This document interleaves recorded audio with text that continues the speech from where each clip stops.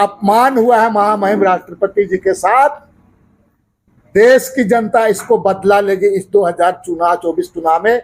और इस राज्य की जनता से भी मैं अपील करता हूं कि इससे ज्यादा अपमान और कितना सहोगे। महामहिम राष्ट्रपति जी के साथ अपमान, देश के आदिवासियों के साथ, दलितों के साथ अपमान हुआ। और भारतीय जनता पार्टी में जो आदिवासी नेता लोग हैं, इसको देख करके उनको तो चुल्लू भर पानी में डूब मरना चाहिए। भारतीय जनता पार्टी और देश के प्रधानमंत्री आदिवासियों की गौरव और सम्मान करने की बात लगातार उनके द्वारा कहा जाता है,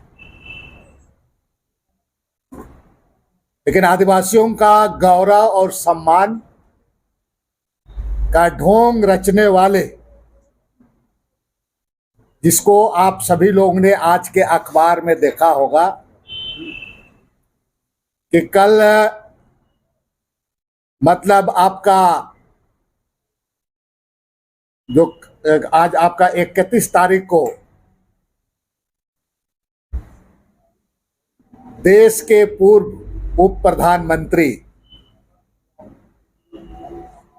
श्रीमान लाल कृष्ण आडवाणी जी को भारत रत्न से उसको नवाजा गया। और देश के महामहिम राष्ट्रपति महोदया श्रीमती द्रौपदी मुर्मू जी श्रीमान लाल कृष्ण आडवाणी जी का,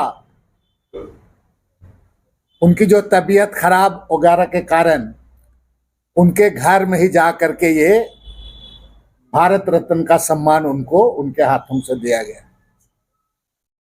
एक तस्वीर छपी है, मैं आप लोग को दिखाना चाहूंगा अखबार में। ये 2 तस्वीर है मेरे पास, एक तस्वीर को देखा जाए, यही हो रहा है आदिवासियों का सम्मान और गौरव। कहने भर के लिए तो बहुत बड़ी बड़ी बात। हाल के दिनों में देश के प्रधानमंत्री भगवान बिरसा मुंडा के जन्मस्थली पुलियातू में भी आए थे और गौरव सम्मान और गौरव दिवस भी मनाया जा रहा है। देश में राष्ट्रपति महोदया का क्या स्थान होता है आप सभी लोगों को मालूम है।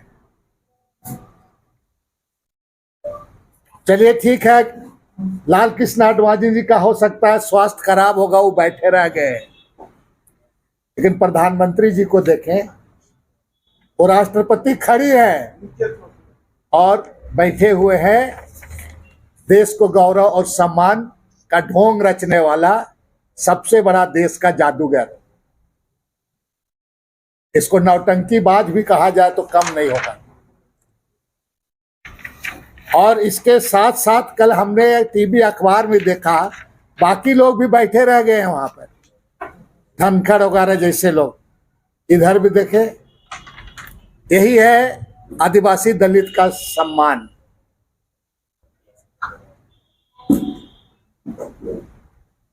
देश भर के आदिवासी दलितों का ये अपमान है। और मैं आज इस संवाददाता सम्मेलन के माध्यम से देश के नेताओं से भी आग्रह करूंगा सब लोग को, इसका देश भर में निंदा होनी चाहिए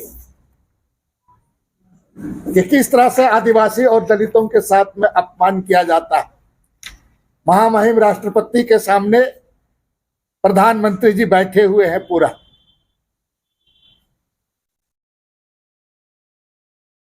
ये ढोंग और चुनाव के समय और पहले से भी जिस तरह से आदिवासी का अपमान इसी का है कि मणिपुर में हुआ, माननीय प्रधानमंत्री चूंकि वहां आदिवासियों के साथ हुआ, वहां गए नहीं।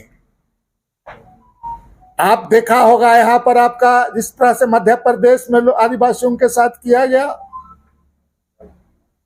सिर्फ और सिर्फ आदिवासियों को उनका जो जल जंगल जमीन से उनको बेदखल करने के लिए बड़ी बड़ी बात उनके लिए कहा जाता है, लेकिन जहां उनका सम्मान और हक की बात आता है तो नतीजा यही होता है। इसलिए अपमान हुआ है महामहिम राष्ट्रपति जी के साथ।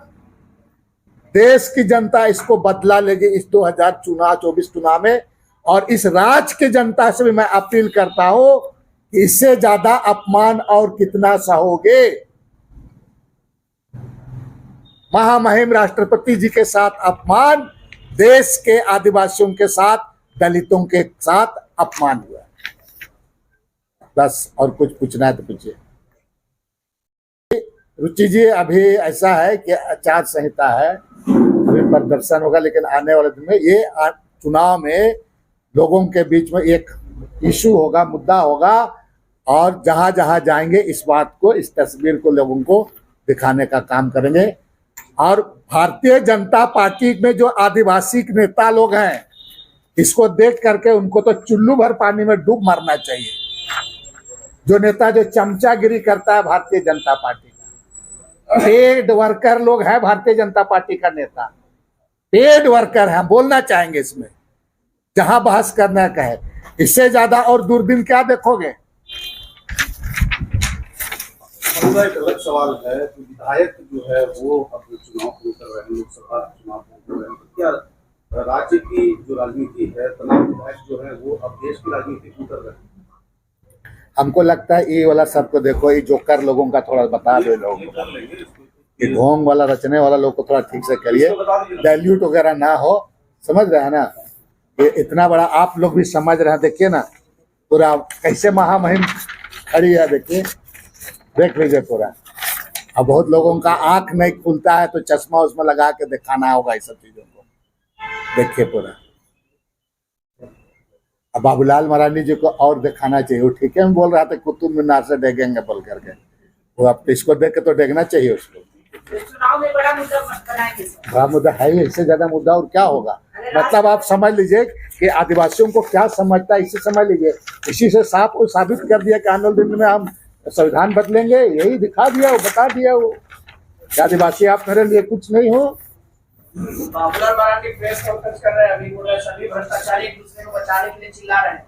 दिल्ली में एकजुट हुए हैं, भ्रष्टाचार मुख्यमंत्रियों को बचाने के लिए विपक्ष एकजुट हो रही है। पहले अपना गिरवा देखें, हो उनके साथ कौन कौन क्या है। भानु प्रताप शाही नहीं है क्या, कमलेश वगैरह लोग नहीं है क्या, देख ले। अपने को हम लोग रहे हैं उसके साथ में, वो अपने को ये ना समझे, पूरा बोले ना। हम तो पहले ही बात को कितना आप लोगों को बोल चुके हैं, जमीन दलालों का सरगना है ये लोग, बात करता है। ये सरयू राय आप लोगों से समर्थन मांगे हैं धनबाद में चुनाव लड़ने, आपको पता है इसके बारे में क्या? इसके बारे में हमारे राष्ट्रीय नेताओं को इस पर निर्णय लेना है, और हमको लगता है कि इस पर हमको लगता है कि हम अधिकृत नहीं है, इसमें बोलना मेरे लिए उचित नहीं है। आरजेडी ने प्रेस कॉन्फ्रेंस कर कहा है कि हम पलामू और चतरा दोनों लड़ेंगे।